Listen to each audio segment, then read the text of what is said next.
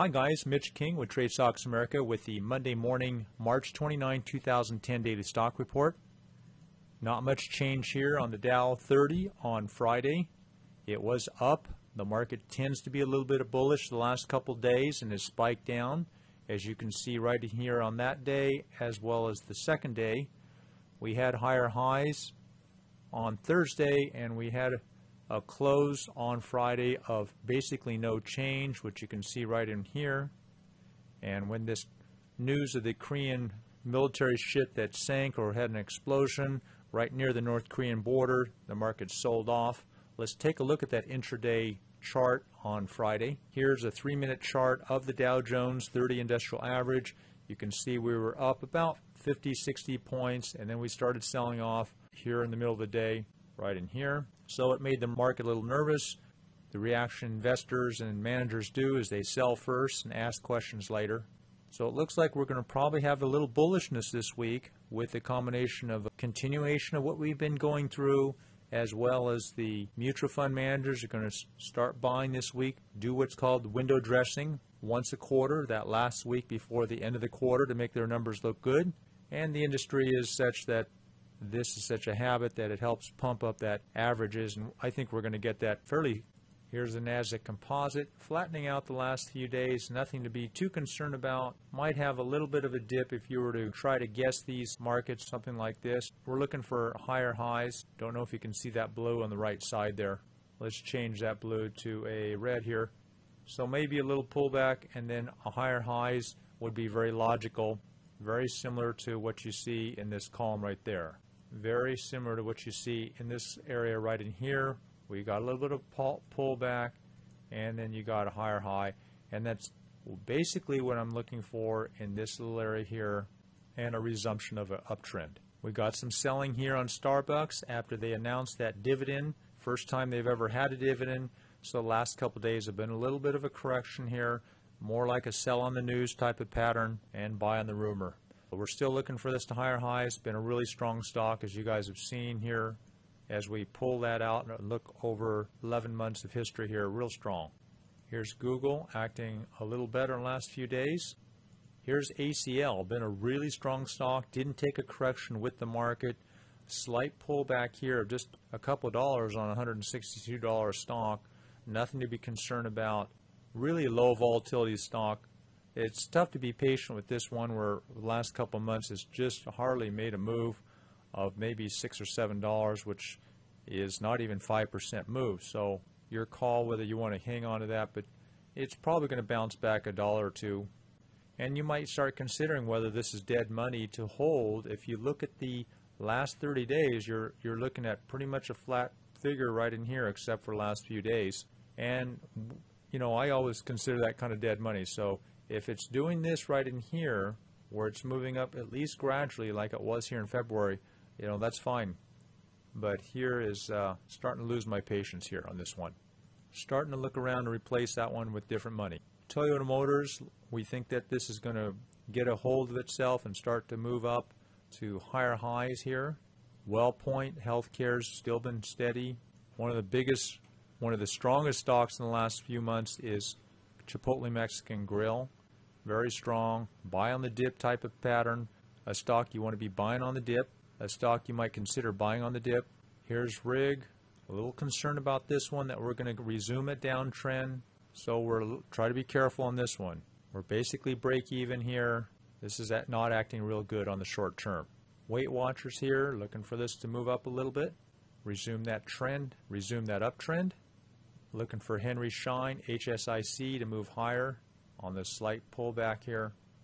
FUQI could get on fire, move up to $13, $14, but it has been pretty weak in the last it has been pretty weak in mid-March, and the last 4 days is looking fairly strong. So this one's up over 10% on that profit so far.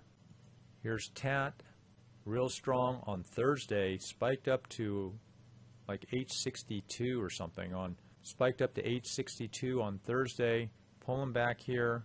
You might consider selling this on Monday. MDR, probably a couple days too early to buy, but still looking for an uptrend on the general average. Pull back for about a day, day and a half on Thursday, Friday, down 1% on Friday. Looking for this kind of direction here. And the same thing with Dendron, really strong. It's got a lot of volatility to this stock, but really a strong uptrend going on. Looking for this to bounce up and just continue moving up. Got this short finally on WMGI. Took a few days, and that's how we try to get our best prices. We noticed this around low 17, 1710. 1784 was the high on Thursday, and that's what we were looking for, over 1750. And we're just looking for a little small profit, get under $17. Probably happens the next couple days. This one could go lower. It's possible it can go all the way down to below 16. Just hold it and play as we see it. SanDisk has been strong for the last couple months. The tech stocks have kind of really gotten regenerated and starting to look for this to move up after maybe another day or two of pulling back. Looking for higher highs on SanDisk.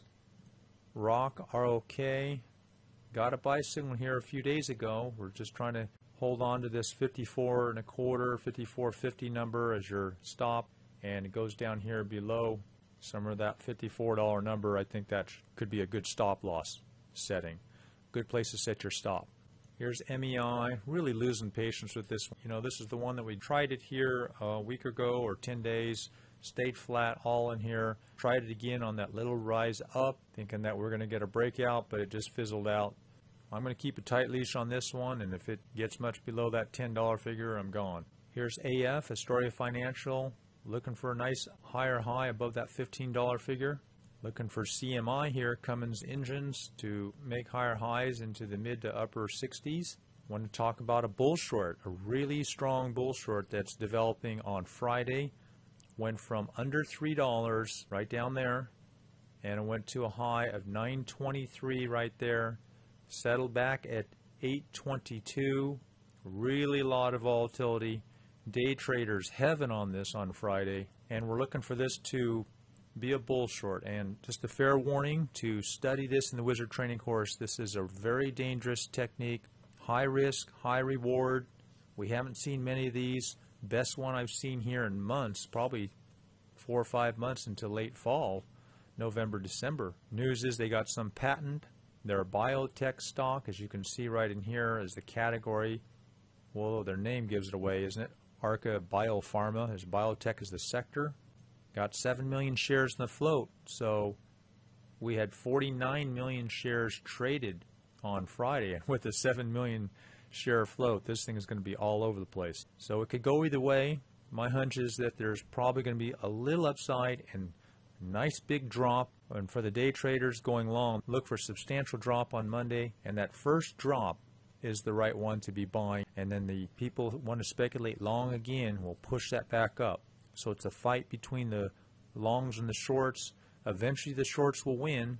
But the ideal scenario is that this thing moves up higher, exceeds to a new high, and that just increases our odds on Tuesday or even Wednesday to short this. The safest way to handle these really hot ones like this is to let it go down first, then look for shares to short.